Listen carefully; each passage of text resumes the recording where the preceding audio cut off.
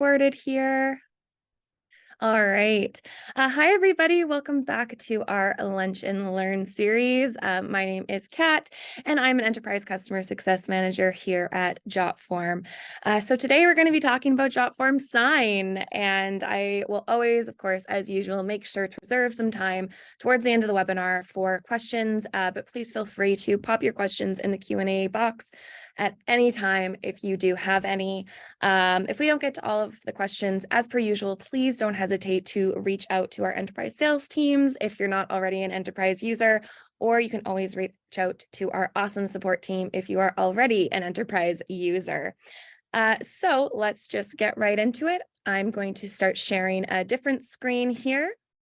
That if you are an enterprise user already, this screen might look a little bit familiar to you here.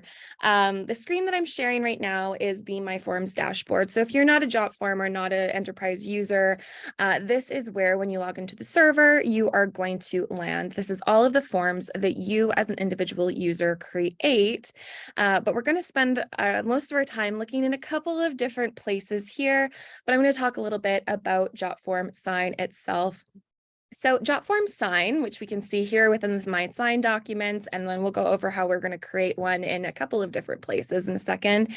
But Jotform Sign is our easy to utilize tool. It's intuitive. It really helps you to automate the collection of your legally binding signatures, and it really helps streamline your signatory processes, especially if you haven't digitized them yet. Whether you're using, we have ready-made templates, uploading your own document, or using Sign even within your forms, it provides a really great way to digitize a signature collection in that legally binding way. So let's get signing.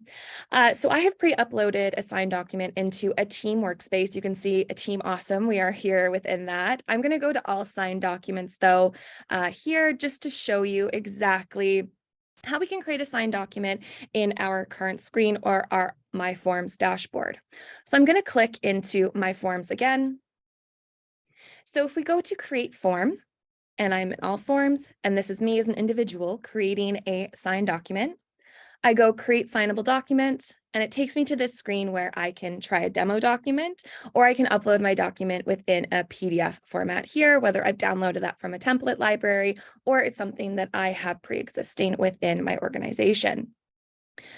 If we go back, and we exit out of the create form space. As we saw earlier, we can go into the drop down here menu and click my signed documents.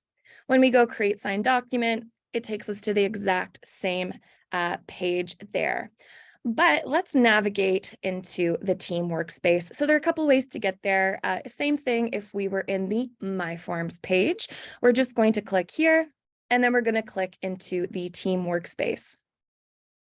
So when I click into the team workspace of Team Awesome, you can see all of the different assets that I have pre-uploaded here, including some forms, some apps, and an approval that we're going to be getting into in a little bit.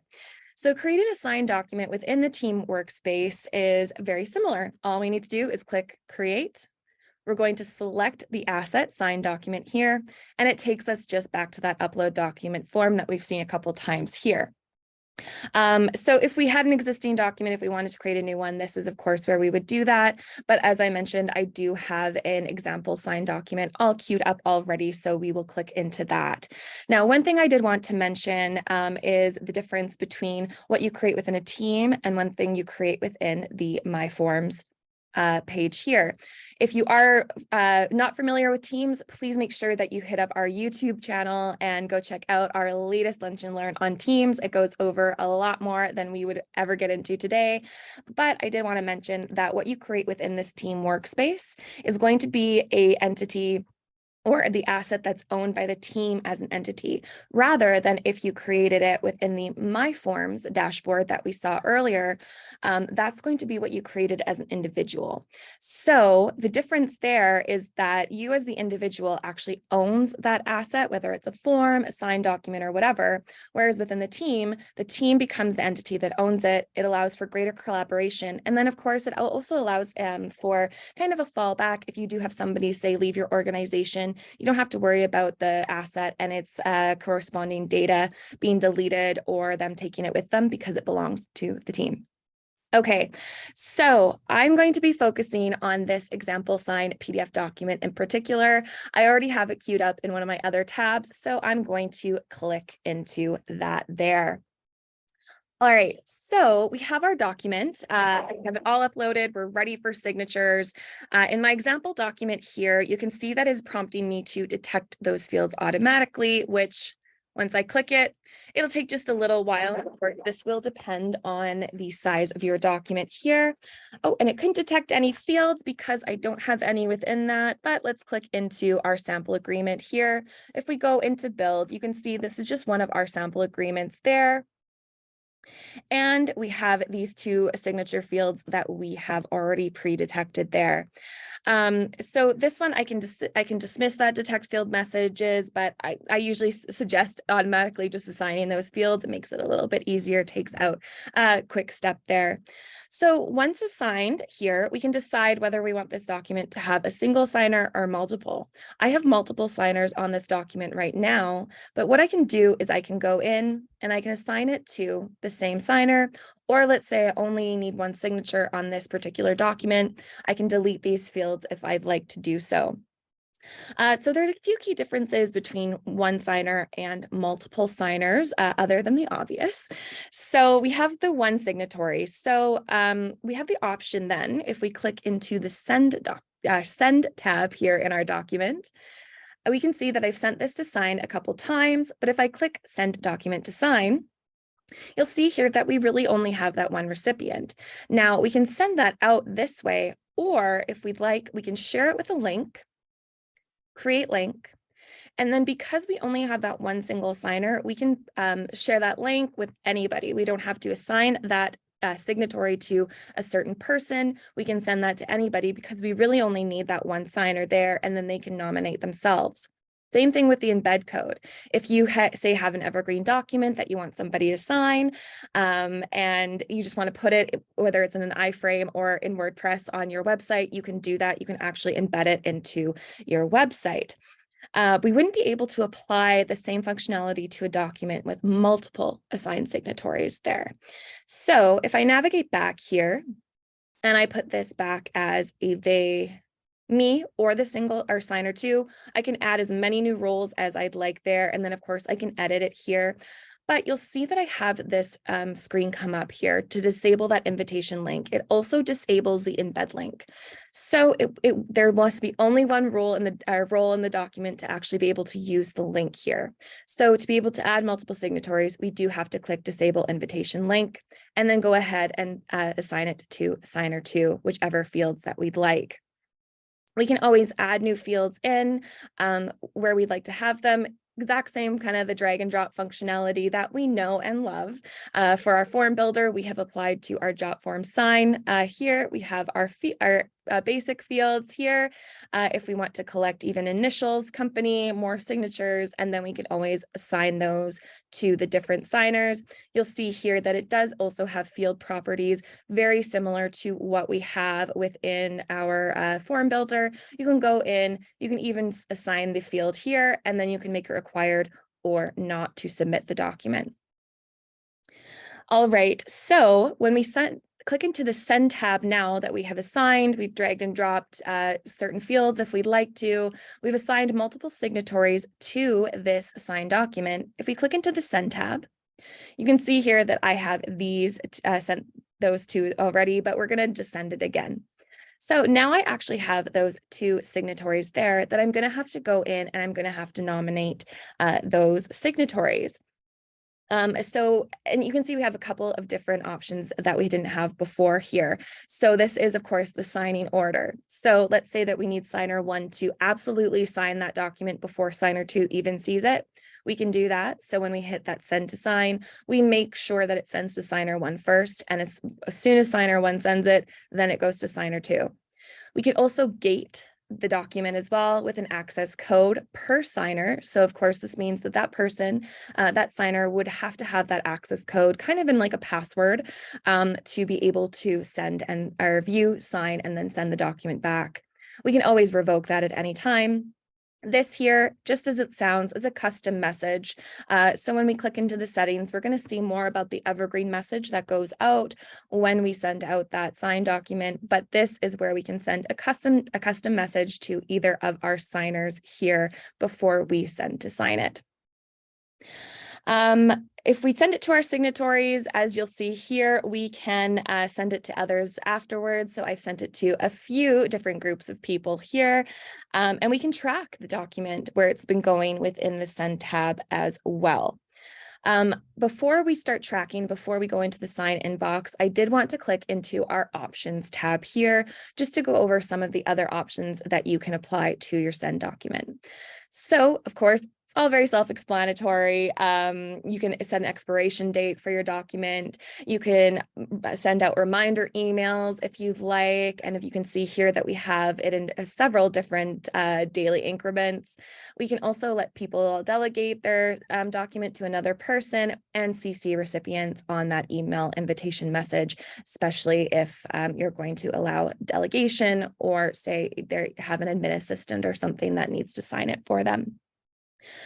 All right, so again, before we get into tracking here, let's just click quickly into our settings tab, and we're going to go over the email settings and integrations here, just to show you what you can do with the document once it gets signed and as it is going through that signing process. So general settings here, this is just as it sounds. You can customize the document title here.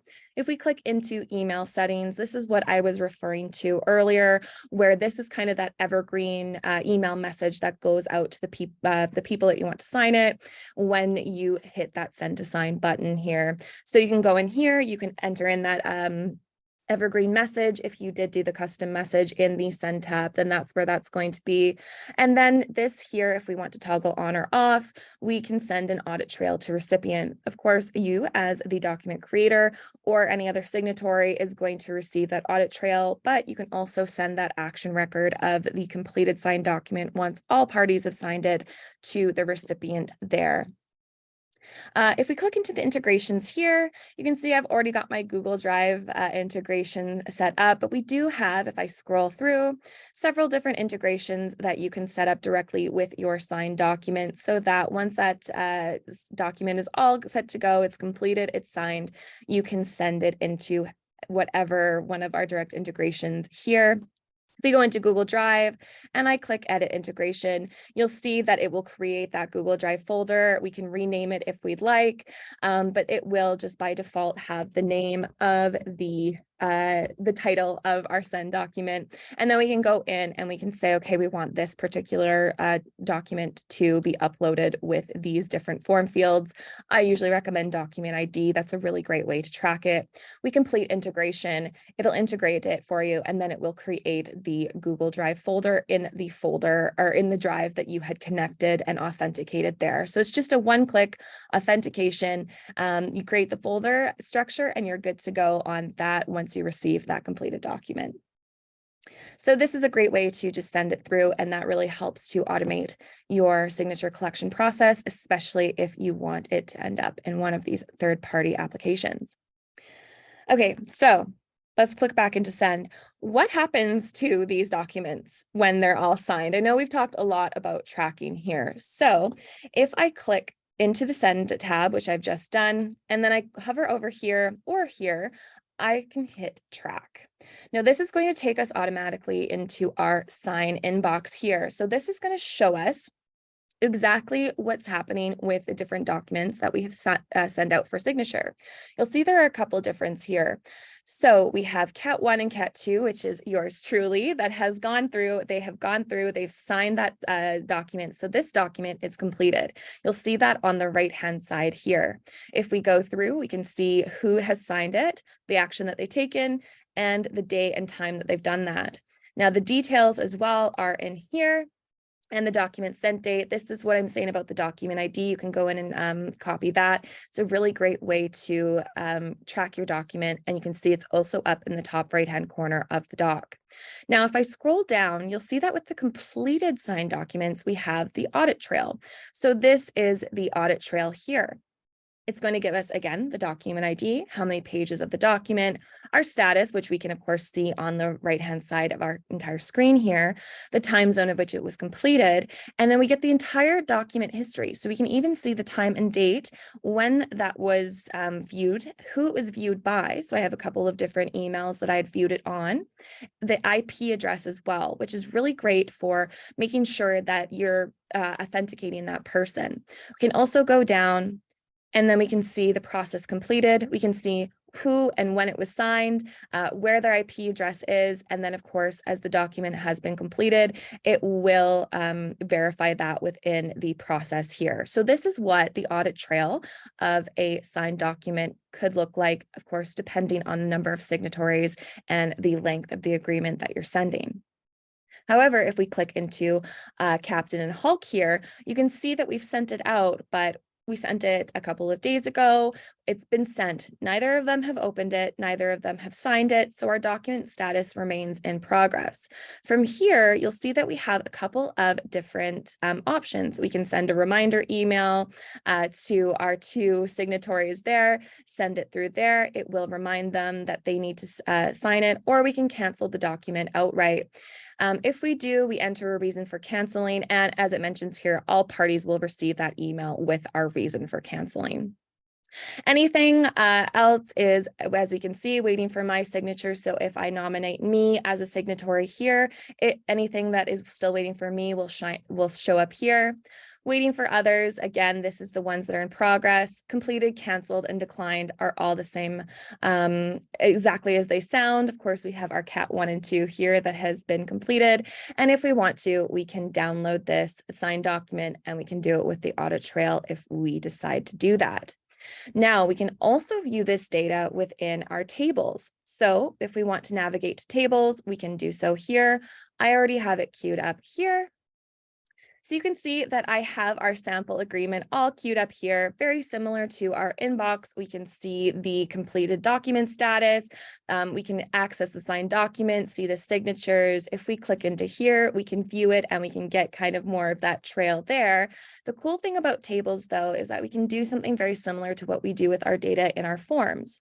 I've created just a very simple report here. It doesn't have anything on it, but I wanted to show how, if we want to do that, we can drag and drop, just like our report builder, any of the document status. We can go in and we can drag in the sent date if we want to compare that to anything. We can do that all within tables.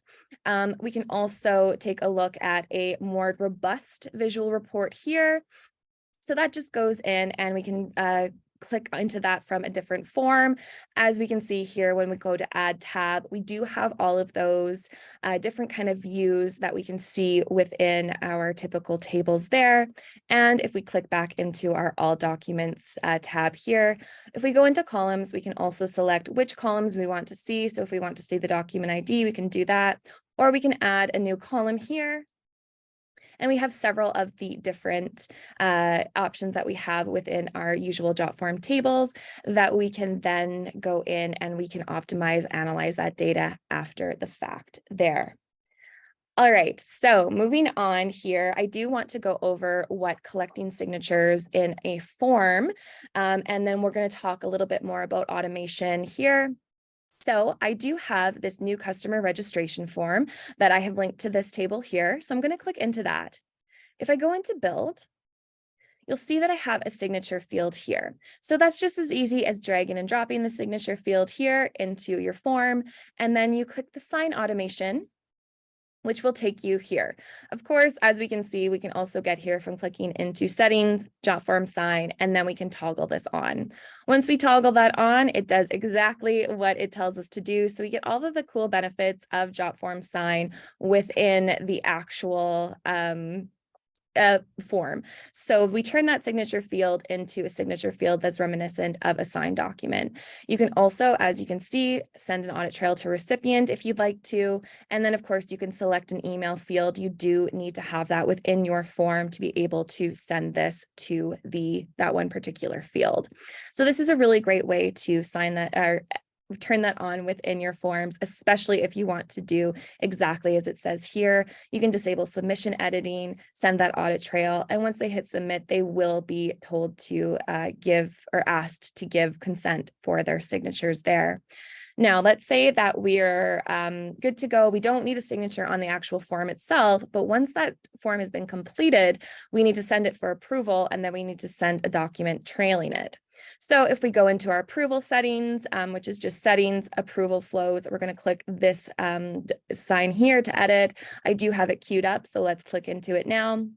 This is one that I had built out, but this is, of course, as you know, with our approvals, it's all drag and drop. We have the branching conditions that you can do, so you can make it as large or just as simple as you'd like.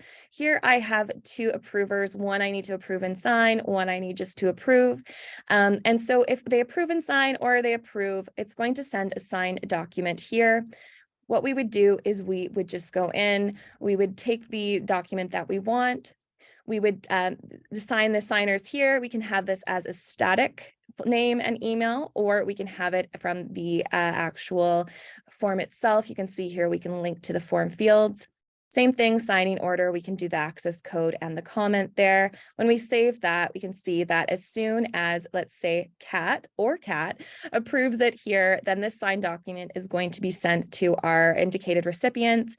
And then from there, we can actually automate exactly what happens afterwards, depending on whether it's signed, declined, or canceled. So I've created these unique emails here that this one goes through. It's thanking them for signing it. This one here says, please contact. And then, of course, the cancel, please contact as well. If any of it's denied, it's just sent a denial email, and we can also terminate the flow there. So we can add in as many signed documents as we'd like to this flow, depending on where we'd like to have it there. We can remove them at any time, but we can also add in any of our other basic elements as we do with an approval flow as well. Okay, so I know that's always a lot of information. We've talked through a whole bunch of different steps here. As I usually say, this is just the tip of the iceberg when it comes to Jotform and Jotform Sign. So let's just quickly recap. We went through how to create our Jotform Sign documents, whether it's within our My Teams workspace or our My Forms dashboard. We took a look at the document itself, and of course, the one that has fields is the one that we're going to be wanting to look at here. We took a look at the difference between single and multiple signatories, the different integrations and settings that you can do, our sign inbox, our sign tables, how we can add sign to a form, and also within our approval flows here. So with that, I am going to go ahead and open it up and see if anybody has any questions. Let's take a look.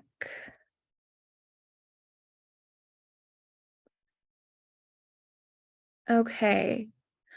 So I see a question here about the audit trail there. Yes, the audit trail is automatically built that way. So there's just with the audit trail there, as we saw, it does record every single action that happens across the board. It's that action record for you, and it gives you that IP address, the name of the person who had clicked it open, the time and the date that they had completed it. Oh, thank you so much. I really appreciate that. Thank you for joining us today. Can you use dynamic signers without the approval flow just as a form? So if you're wanting to have, say, multiple signatories on the same form, that's certainly possible to do in a multitude of different ways, actually.